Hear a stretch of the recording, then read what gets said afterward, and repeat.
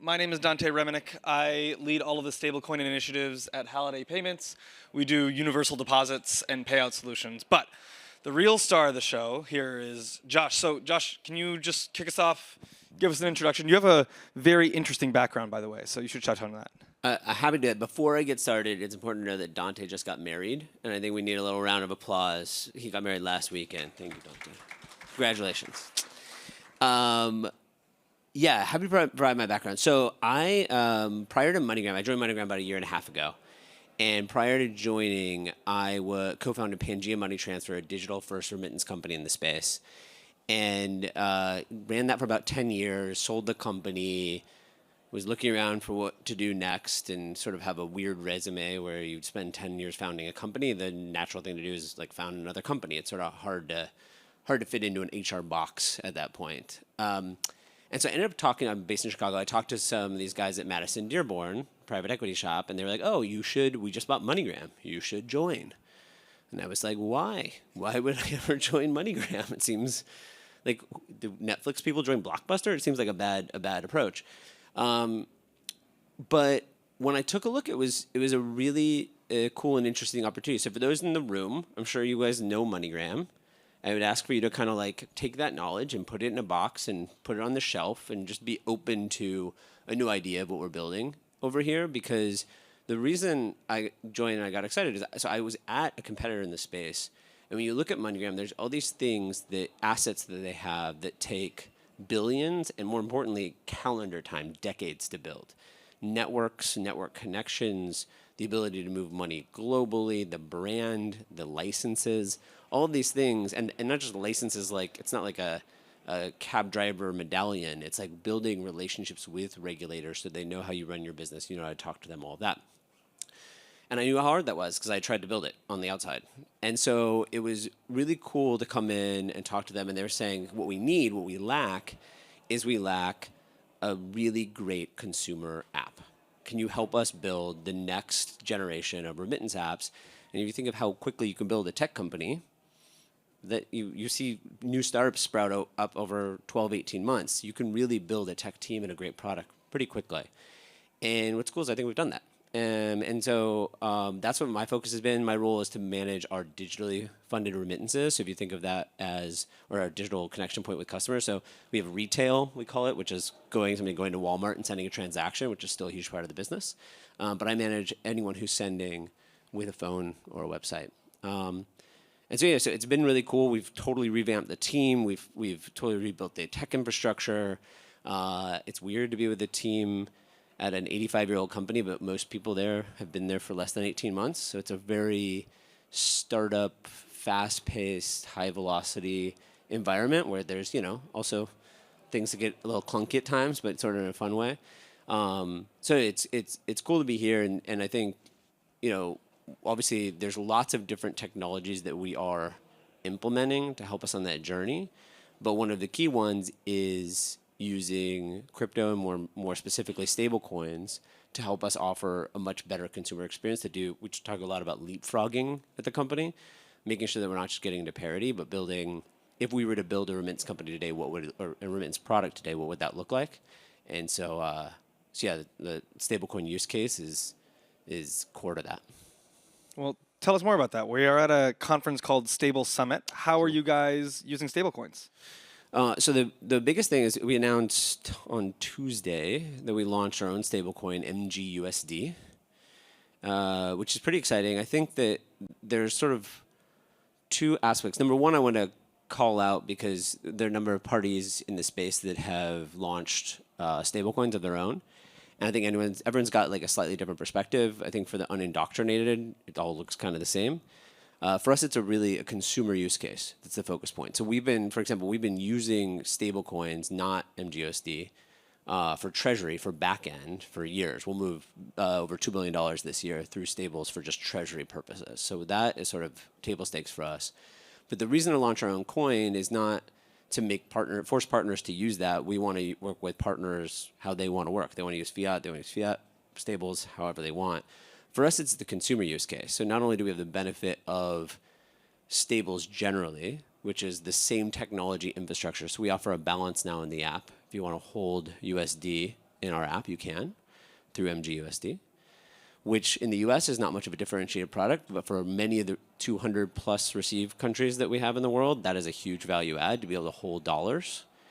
And what's great for us is that would be sort of untenable if we were to try to do that country by country to build that out with fiat rails.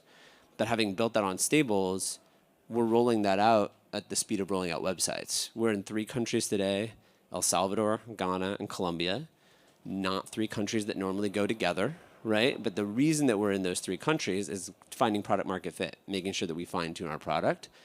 But as far as scaling from there, it's the matter of the pace that we want to scale it. There's not like boundary. The country boundaries aren't a limiting factor in that.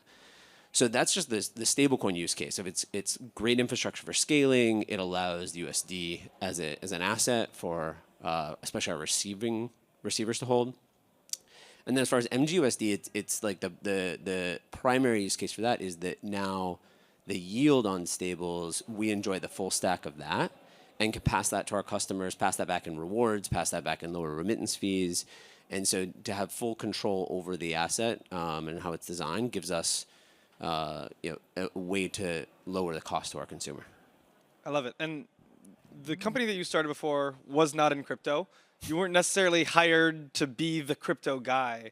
Can you walk us through sort of why you became interested in using stablecoins and what that journey was like for you as someone who started with like a deep background in traditional payments? I appreciate that. Yeah, so we founded Pangea in 2012, which is around the time Bitcoin started to be popular. I was telling Dante before, we raised our first $1 million. Our CTO said, you should just put all that in Bitcoin, which we should have. It was $100 each, and it would have been a lot less work and a lot more money. But so you might imagine you're building this while Bitcoin is not just existing but gaining popularity. And people would say, "What is your Bitcoin strategy? What do you do? You're building a remittance code. What's your Bitcoin strategy?"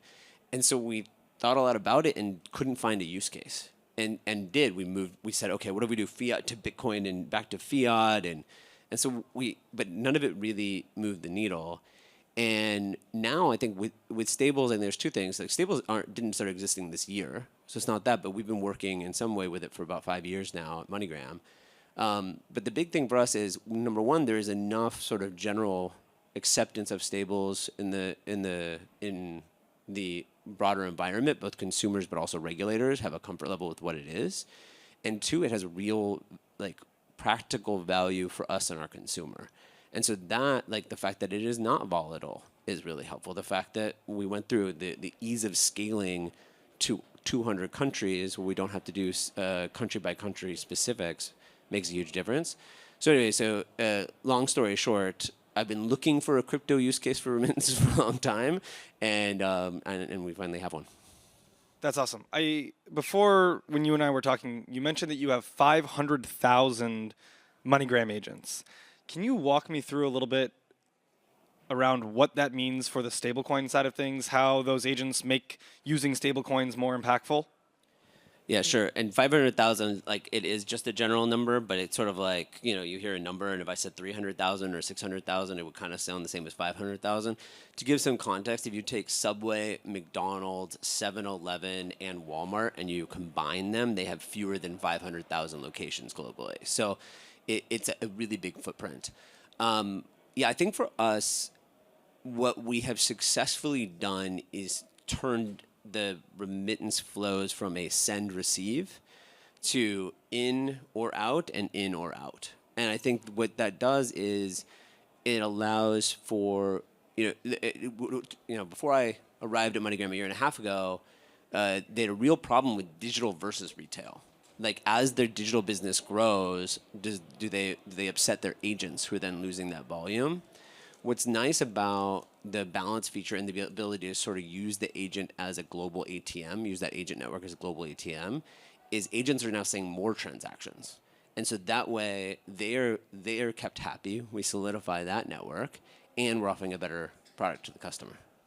I love it. So traditionally, most of your clientele have been retail users, right? Hey, I work in the US and I need to send some funds over to my family in Colombia or whatever it might be. How is that how is using stablecoins shifting your business model and allowing you to serve new audiences that you couldn't before? Well, day one and today, which is our focus, it is still very consumer focused. I think the biggest element of change is that instead of it just being like, I think in terms of CAC LTV, we acquire customers for this, what's the return on investment, and that's how we are growing the business. But all of that today is based on the LTV of a sender. By introducing a stablecoin balance, we're suddenly, now we have the receiver as a customer. Now them holding a balance that's revenue for us, we're adding the ability to spend from that balance. So for us, it's really game changing of, potentially doubling your customer base immediately. And while there's a need there's a need for remittance on the send side, the receive side is in general less financially served. So it's a much bigger opportunity to layer on additional financial services for that receiver. So that's probably the biggest thing. Now, building on stables does open up new channels as well as far as money movement. Do we want to do more business disbursements? Do we want to actually get into B2B? I think all of that is really interesting, but frankly today we're just like very focused on the consumer and how we go from send and receive to more of a global Venmo. Why should your users care about this? Like, to your point, you've been around for 80 years.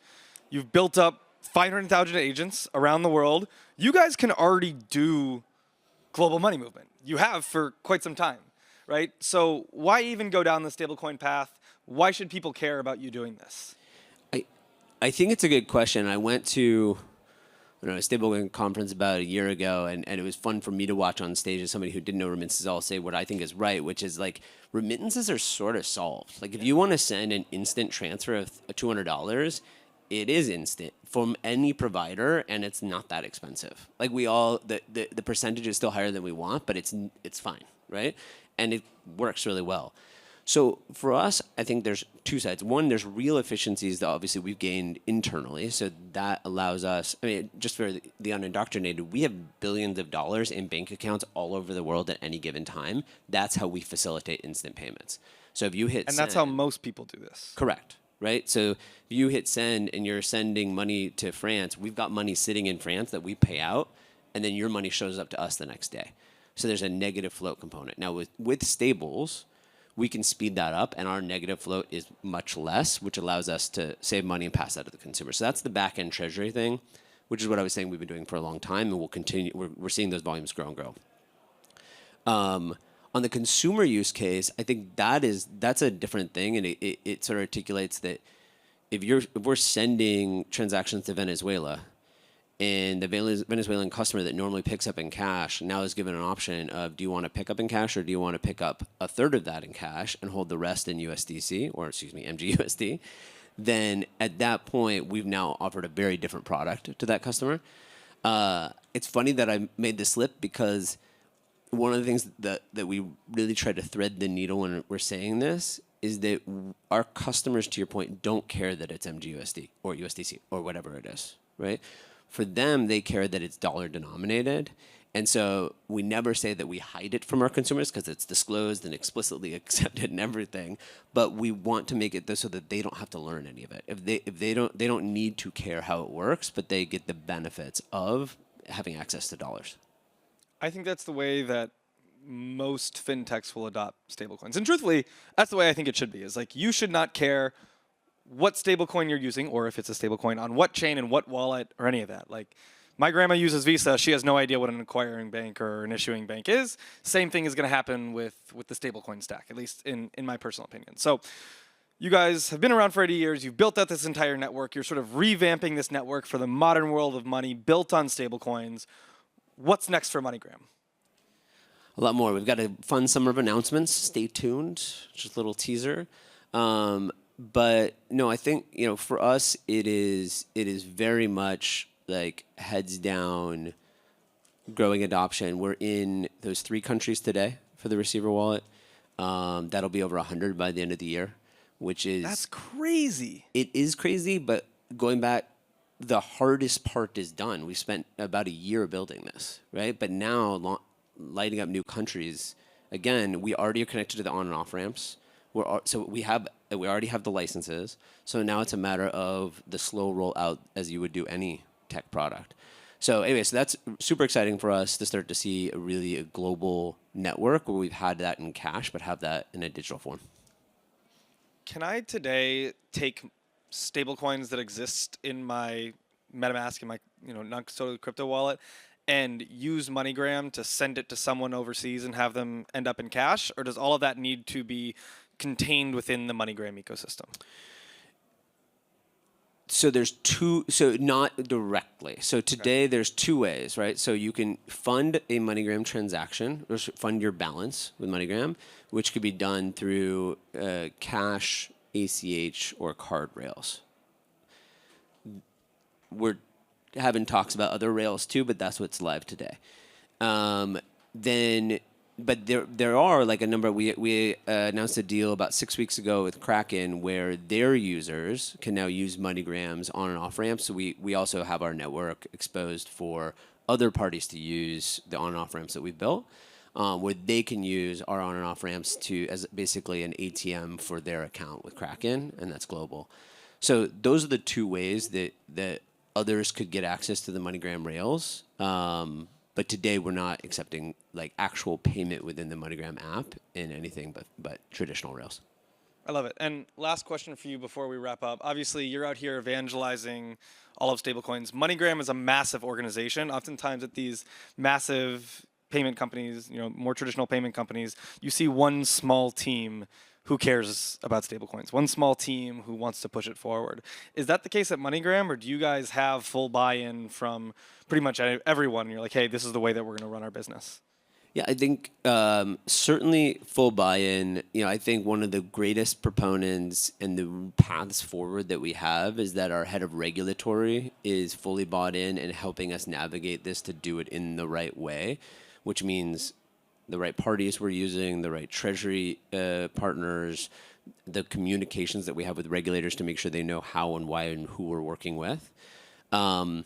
But I will say we also have a strong belief at MoneyGram that small teams go faster. So while the entire company's bought in and the entire exec team is bought in, we do have a team of about 25, maybe 30 folks that are running full speed at this because we believe in pods and there's a reason startups run faster than big companies. And so we do have a very dedicated, very knowledgeable team working on this. But it's, certainly full company buy-in. Love it. I have a million more questions for you that we will talk about not on this stage. But thanks for coming up, and thanks for telling us more about what MoneyGram's doing. Appreciate it. Thank you. Appreciate it.